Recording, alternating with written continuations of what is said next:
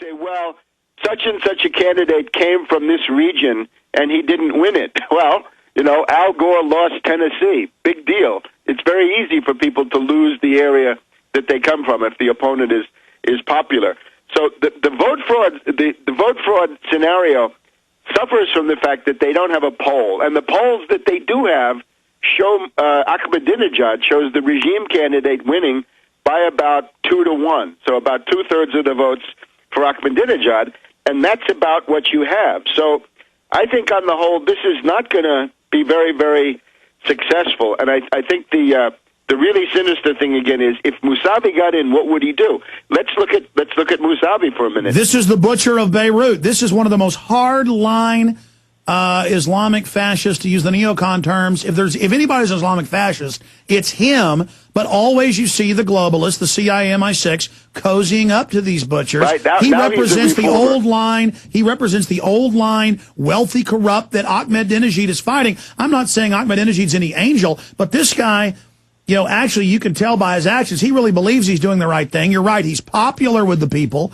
but the little CIA-funded kids, the only way I see this working, and but I want your take on this, so I'm interrupting Webster, because I want to hear what you have to say on this.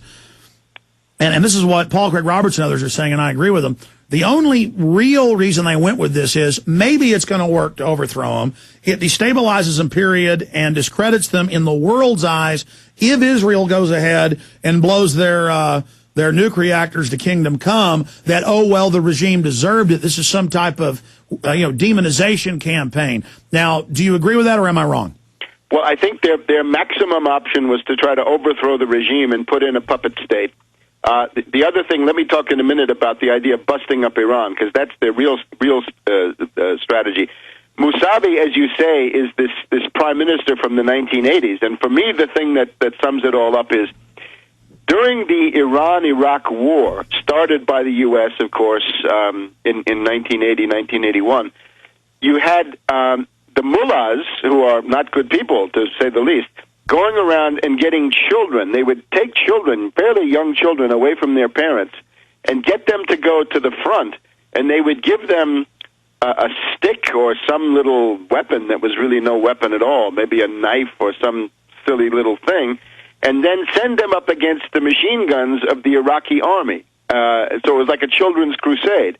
Now, Musavi was the prime minister who presided over human wave attacks by young children who had been taken away from their parents by these mullahs. So this is what he represents. And he, of course, is a tool of this guy, Rafsanjani. Rafsanjani is one of the most corrupt people in the world. Rafsanjani could compete with Zardari there in Pakistan in terms of corruption. Right? He's an extreme corrupt manifestation of the old regime. So Rafsanjani, who is the oldest, most discredited, most corrupt representative of this entire theocracy, that again, the theocracy was set up by Carter and Brzezinski during the Carter administration, right? They installed Khomeini. That's what they wanted.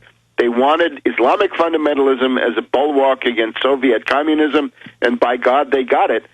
So Rafsanjani is the spirit of Khomeini living on, and that's Musavi. So this is now, in the eyes of the U.S. and the British, this is now a wonderful reformer, and his wonderful supporters are these people that everybody should support. So I think this is probably going nowhere, and therefore that's a defeat for Obama, because remember, the argument for Obama was that this wonderful personality, this dazzling smile of Obama would transform the world through magical powers, right? Obama would gesture hypnotically, and the regime in Iran would fall.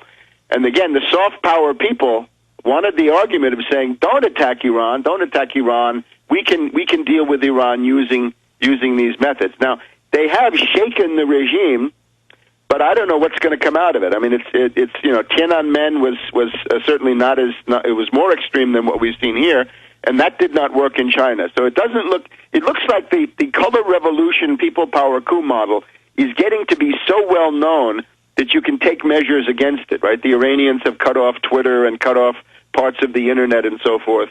So I think they knew what was coming, and they were ready for it. Now, in terms of the long-term CIA stuff, The journalists today ignore the fact that Bush, in May of 2007, with great fanfare, Bush signed a $400 million program to subvert Iran using communications. There used to be fax machines, now it's Twitter, cell phones, internet. And more importantly, that was done publicly for a color revolution. They said to get the students to try to overthrow the government, an act of war. And I want you to continue. But for folks that don't know, this is on record. We've written a bunch of articles at Infowars.com and PrisonPlanet.com previous to this latest big flare-up.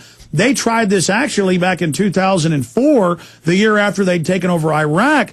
There were some bombings and riots and things. And then they started, even before 2007, hiring 4 groups, and you always go over that, Webster, and then I want to move back to the current time and into the future. But you're really an expert on the 4 groups. One of them Kurdish, 3 of them connected in to Sunni Wahhabist, and number 3 in Al Qaeda, working for CIA.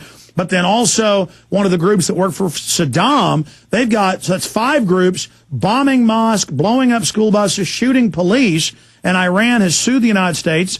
The West admits they're staging attacks. Can you imagine if Iran was staging weekly attacks here for years? So it's not just 2007 with the shift from paramilitary attacks to getting the students ready for now what's happening. And then the facts of also how the mullahs can appoint who's going to run anyway. So why would they steal an election when they rig who gets to run anyway? So, I mean, it's just unbelievable. But how terrorists, including Al Qaeda, openly work for the U.S. and England. And then they think our public is so stupid, Webster. They tell us Iran is Al Qaeda when it's the opposite a religious group of Islam. I mean, this is like saying Superman is Lex Luthor. Yeah, the U.S. Congress, of course, has repeatedly passed regime change laws concerning Iran. In other words, a flagrant interference in the internal affairs of a sovereign state. Now, remember, Seymour Hersh of The New Yorker has been writing articles since, 2004, 2005, saying the U.S. has special forces teams, terrorist controllers, saboteurs, political operatives on the ground in Iran, and they do.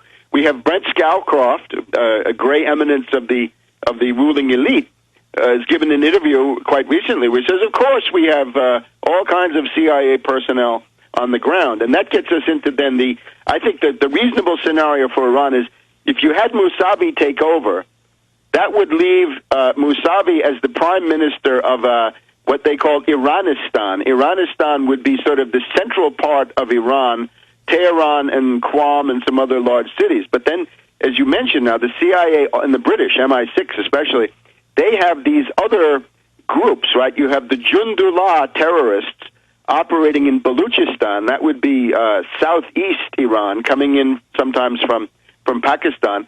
They have terrorists coming from Afghanistan into the area in the northeast. That would be Pashtunistan. That would be another component.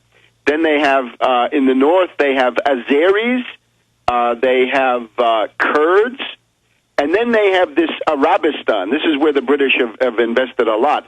Arabistan, or Akvaz, is the coast of Iran along the Persian Gulf or Arabian Gulf, the Gulf, I guess. And that's the area of the Abadan refinery, the Karg Island tanker terminal, the oil fields, sort of south of a chain of mountains. And here, for a long time, the British have sponsored what I call the BP Liberation Front, British Petroleum Liberation Front, because it's an open attempt to detach from Greater Iran the parts that the British used to control and used to be their main source of oil. They want to slice the big port. They want to slice the big port and oil field away, so Iran has trouble. Right. And then you mentioned the MEK, right? The Mujahideen-e-Khalq is an army with tanks, with all kinds of weapons that the U.S. has and continues to protect inside an enclave on the Iraqi side. But these people can be sent over. So if you add up Al Qaeda in that Pashtunistan area, you've got Jundullah in the Baluchistan area, you got Mujahideen-e-Khalq, you've got this Akvaz Liberation Front, you've got 4 or 5 different terrorist groups that are being fomented by the U.S. and the British. And the background to the entire thing, they say, if you turn on CNN, they say, well, the economy under Ahmadinejad is bad. Yeah, there are sanctions. There are draconian economic sanctions, practically a blockade. I don't know why Ahmadinejad doesn't get up there like Castro and say, comrades or brothers in Islam, our economy is bad because we're under economic blockade. And I suppose he does say that. But that is one of the realities. Now, Ahmadinejad is, of course, a populist demagogue with a lot of bluster. But in terms of an election, it really looks like he won it. So, yeah, certainly. We have U.S. poll companies saying 2-1. And then the other clown announces he's won hours before the polls close to create the perception of a stolen election when he loses. Webster, do you think he knows he's working for the CIA, or do they want to put him in? I think he's probably a witting actor. All right, stay there. We'll come back and get into other areas of the world.